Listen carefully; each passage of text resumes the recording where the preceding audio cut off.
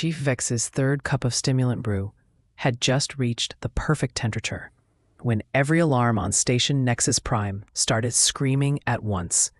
Red lights flooded his office. His communication device exploded with panicked voices.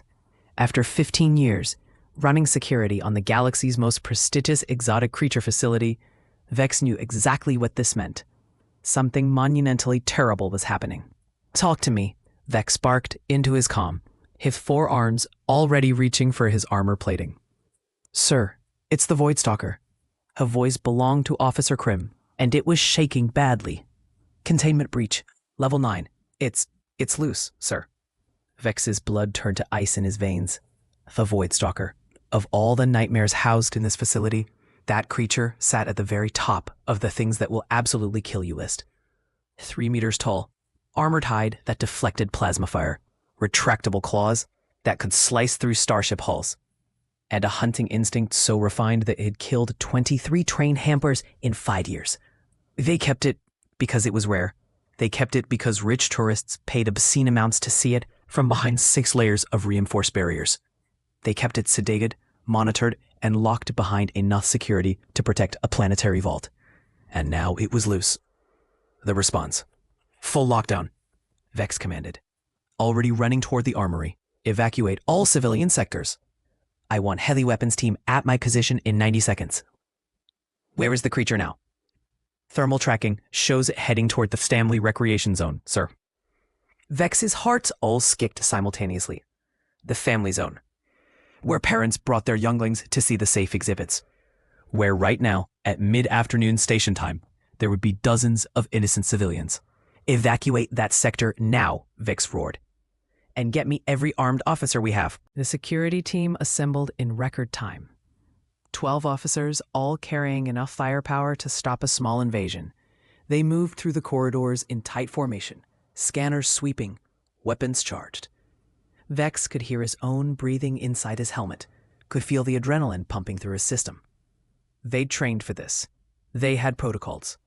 But protocols meant nothing against a creature that had once fought off 6 armed guards and escaped through a ventilation shaft that should have been too small for anything its size. "Thermal signature ahead," Grim whispered. 30 meters. It's not moving, sir." That was wrong. The Voidstalker never stopped moving when it hunted. It was a perpetual motion machine of death and destruction. "Approach with caution," Vex ordered. "Stun rounds first. If that doesn't work, switch to lethal force." They crept forward, weapons raised, every sensor at maximum. The corridor opened into the family zone's main play area, a colorful space filled with soft obstacles and interactive displays designed to entertain young aliens of various species. What they found made absolutely no sense. The impossible scene. The Voidstalker sat in the middle of the play area, perfectly still. Its obsidian scales gleamed under the cheerful lighting.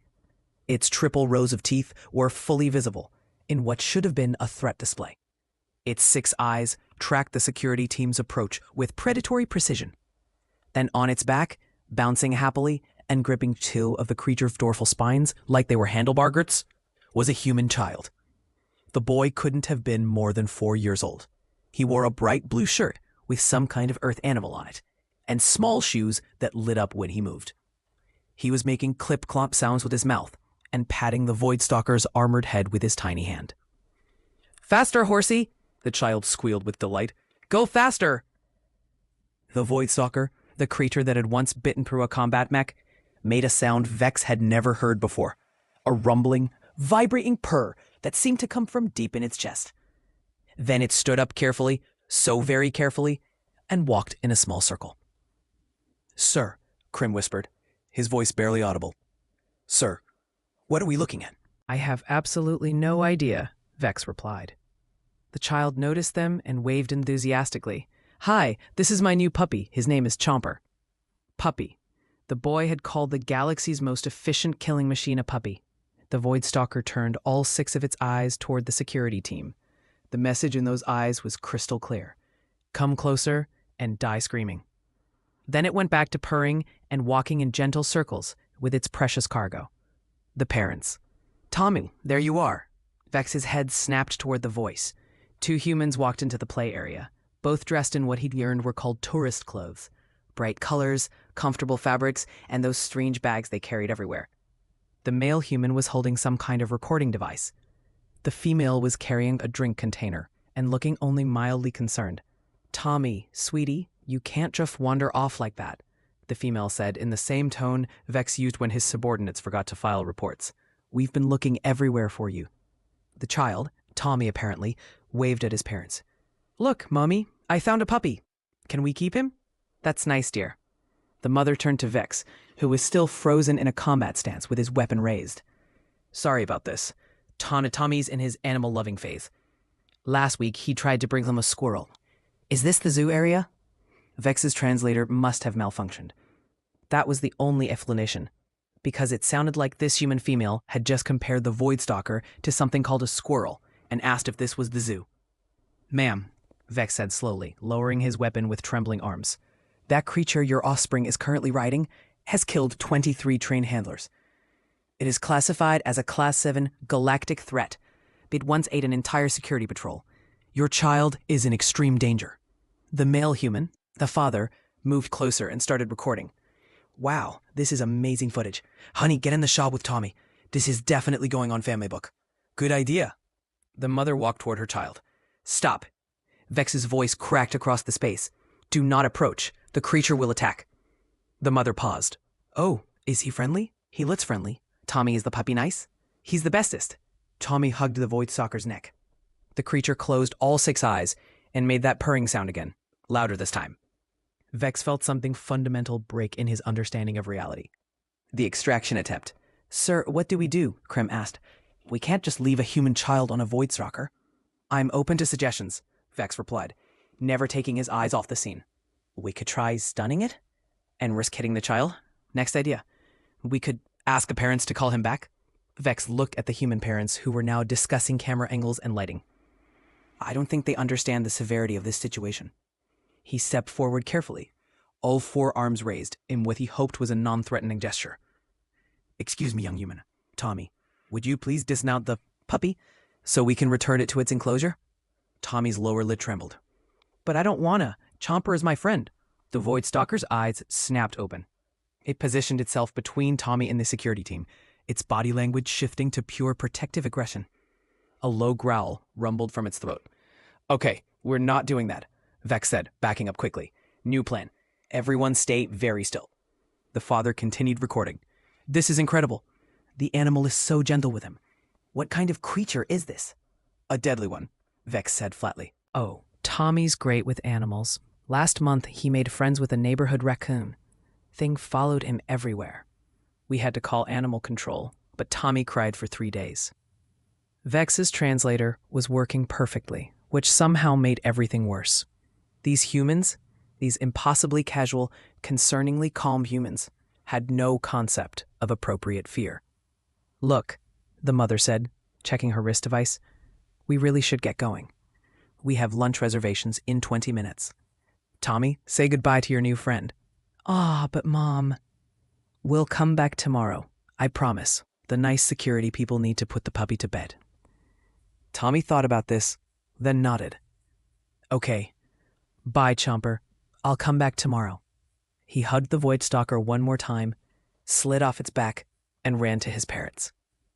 The Voidstalker watched him go with all 6 eyes. It made a sound like a wounded ship engine. Sad, longing, almost heartbroken. Then Tommy turned back and waved. "Be good, Chomper. Don't bite anybody." The creature sat down right there in the middle of the play area and watched the family leave, its massive head tracking their movement until they disappeared around the corner. Vex and his entire security team stood in complete silence. "Sir," Krim finally said, "what just happened?" "I have no idea," Vex replied, "but I'm going to find out." Dr. Zarn arrived 40 minutes later, looking like she'd been pulled from important research, which she had been. As the station's chief xenobiologist, she'd seen some strange things in her career. But when Vex explained what had happened, even she stopped making notes and just stared.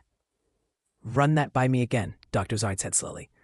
"A human child, 4 years old, rode the Voidstalker." Like a pony, Vex confirmed. That's what he called it. A puppy and a pony.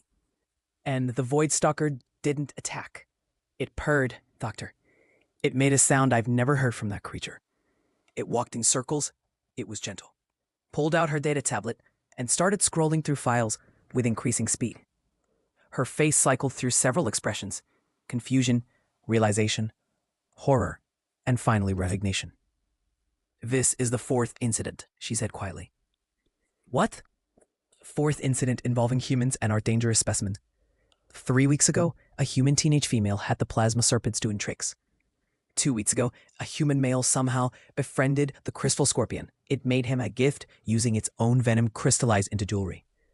Last week, a human couple got the shadow panthers to pose for photographs. I filed reports each time." Vex felt his stomach sink. "Why wasn't security informed?" "I sent them to your office." "You marked them as low priority anomalies." Because Vex had thought Dr. Zarn was having a mental breakdown. He'd assumed the stress of working with deadly creatures had finally gotten to her. Now he realized she'd been trying to warn him about something much more terrifying. "Doctor," Vex said carefully, "what exactly are humans?" Dr. Zarn sat down heavily. "That's complicated. Teeth and tactics. And in the middle of all this, humans not only survived, they thrived. They became the dominant species. Through what? Advanced weapons? Technology? Through persistence. Through adaptability. Through something called pack bonding." Dr. Zarn pulled up images on her tablet. "Humans have this neurological quirk. They form emotional attachments to almost anything. Other humans, obviously, but also animals, machines, rocks. There are documented cases of humans naming their starships and mourning when they're decommissioned." She swiped to another image. It showed a human child sleeping in a bed next to a large, furry creature with prominent teeth. "This is a dog," Dr. Zarn explained. "Dogs are descended from wolves, pack-hunting predators that once competed with humans for food. Humans domesticated them, turned them into companions. There are now over 300 breeds of dogs, ranging from tiny to massive, all living in human homes." Vex stared at the image. "They sleep with predators. They don't see them as predators. They see them as family. And here's the thing. It works both ways. The predators see humans as pack leaders, as alphas, as the one in charge." Another swipe. This image showed various creatures. Scaled things, furry things, things with too many legs.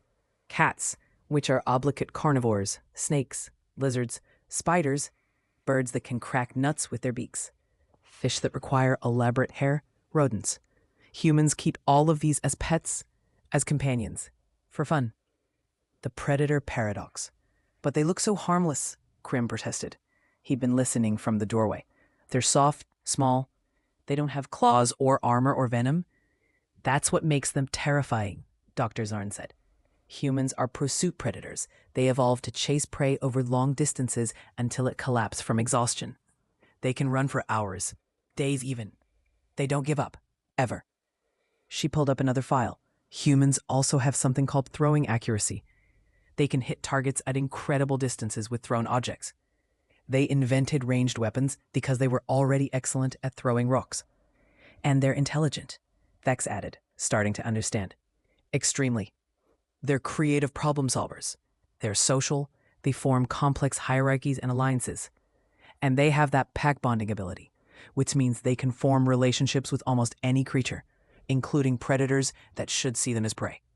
Dr. Zarn leaned forward. "Chief Vex, here's what I think happened today.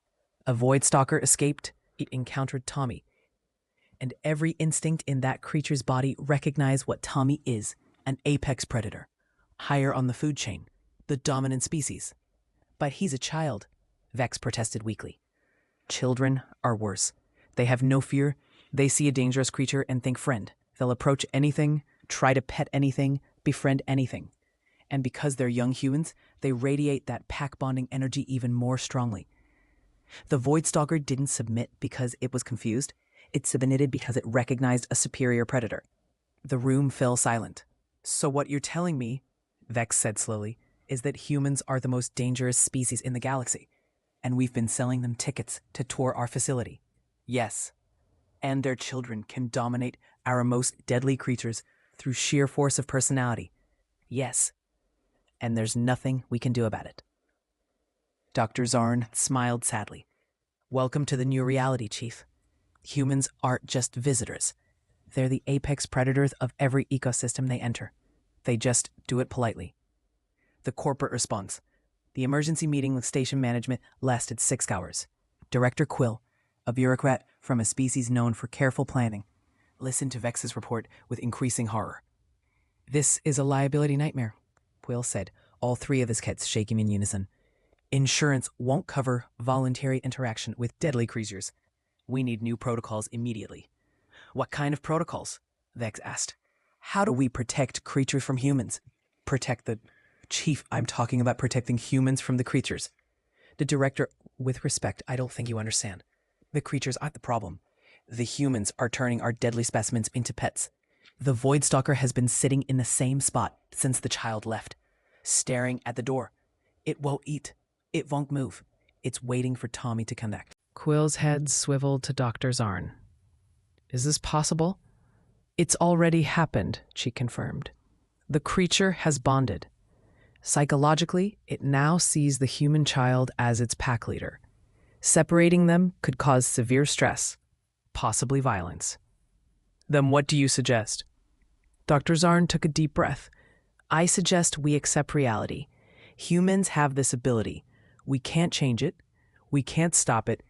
We can either ban humans from the facility entirely, which would destroy our revenue stream, or we adapt. Adapt how? Supervised interaction sessions, controlled environments. We let it happen, but we manage it, market it even. Interact with galaxy's deadliest creatures. Humans would pay extra for that. Vex couldn't believe what he was hearing. You want to weaponize this? I want to survive this, Dr. Zarn corrected, because whether we like it or not, humans are already changing everything. We can either adapt or become irrelevant. Tommy came back the next day exactly as his mother had promised. He brought his parents, a backpack full of what he called treats, and enough enthusiasm to power a small star. The moment they entered the facility, the Voidstalker knew. It stood up from its waiting position, all 6 eyes locked on the entrance, and made a sound of pure joy. Security had prepared. They'd set up barriers, monitors, emergency response teams. They'd briefed every officer. They'd created protocols. None of it mattered. Tommy ran straight to Chomper, threw his arms around the creature's massive leg, and started chattering about his day. The Voidstalker lay down immediately, allowing the child to climb onto its back. It nuzzled Tommy with its armored head, purring like a ship's engine. See, Tommy's mother said to Vex, who was monitoring from a safe distance. Perfectly safe. Tommy has a gift with animals. Vex had given up trying to explain danger to humans. They simply didn't process it the same way. But then something unexpected happened. The cascade. Other humans visited that day. A family with loving girls, an elderly couple, a young adult with recording equipment. And each time a human entered the dangerous creature exhibits, the pattern repeated. The crystal scorpion, which had killed its last handler just 2 months ago, pressed against the barrier to get closer to a 7-year-old girl. When the handlers, under Dr. Zarn's supervision, allowed supervised contact, the creature practically danced with joy. The plasma serpents wove light shows for anyone who asked. Shadow panthers competed for human attention. Even the void leviathan, kept in enforced stasis because of its violent tendencies, became active when humans approached its tank. It wasn't aggressive. It was curious, playful, even. It's spreading, Dr. Zarn told Vex, her voice filled with scientific wonder and existential dread. Every predator in this facility is responding to human presence. They're all trying to bond. Why? Because on some level, they all recognize what humans are. Apex predators recognize apex predators, and humans are the apex of the apex. Within a week, the station had transformed. Handlers who'd spent years working with creatures through barriers and sedation now watched as those same creatures responded to human children with affection and obedience. The Voidstalker, once the most dangerous creature in the facility, spent its days giving rides to Tommy and other human children. It learned to get gentle. It waited patiently. It purred when they arrived and made sad sounds when they left. This is impossible, Vex kept saying. This is humanity, Dr. Zarn kept responding. News spread. Of course it spread. Humans were posting videos, sharing stories, broadcasting their experiences across the galactic network.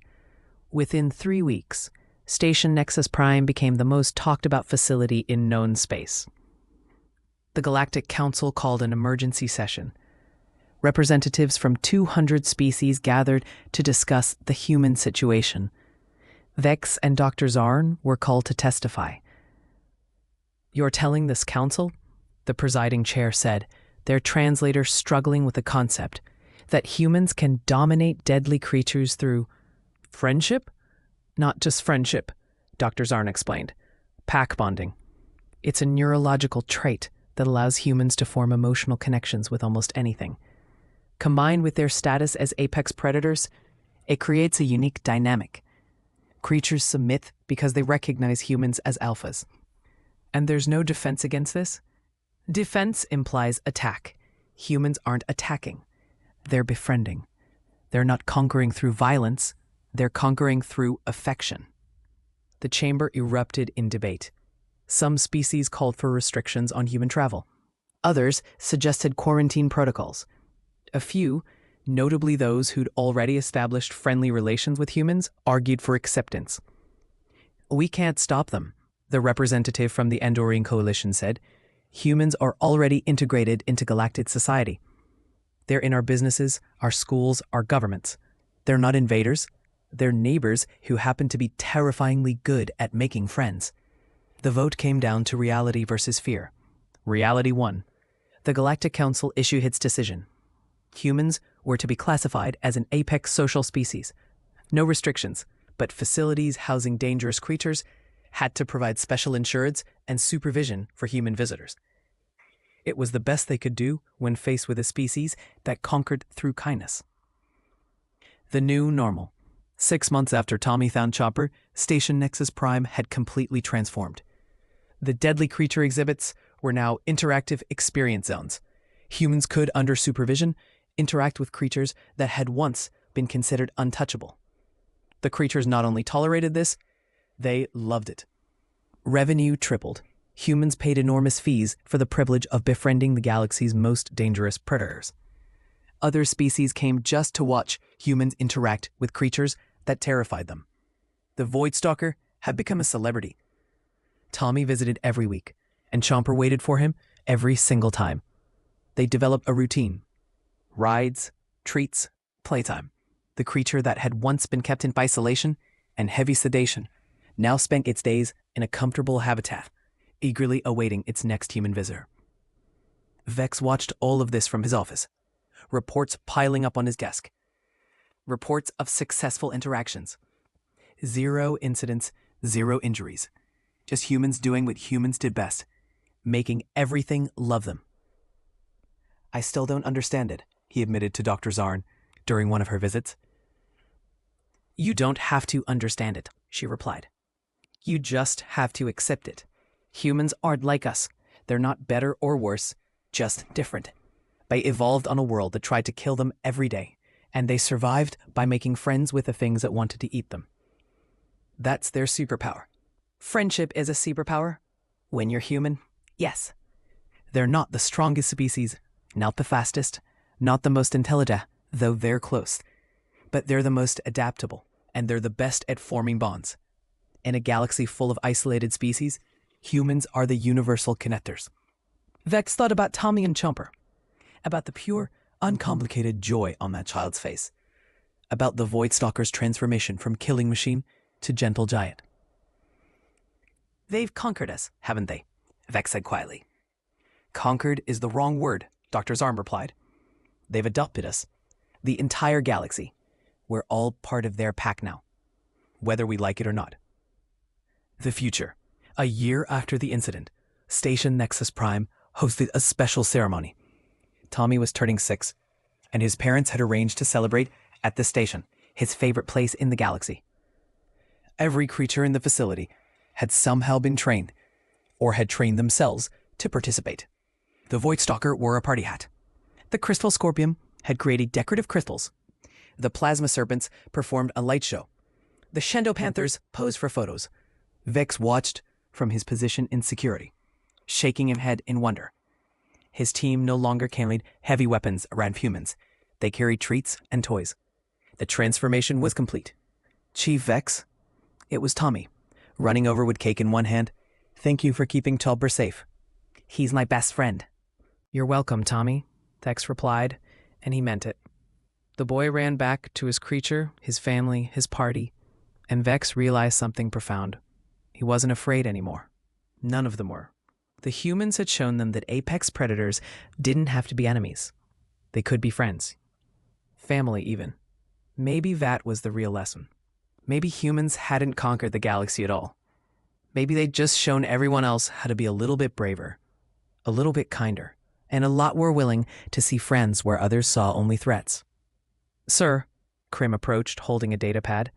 The council approved our request.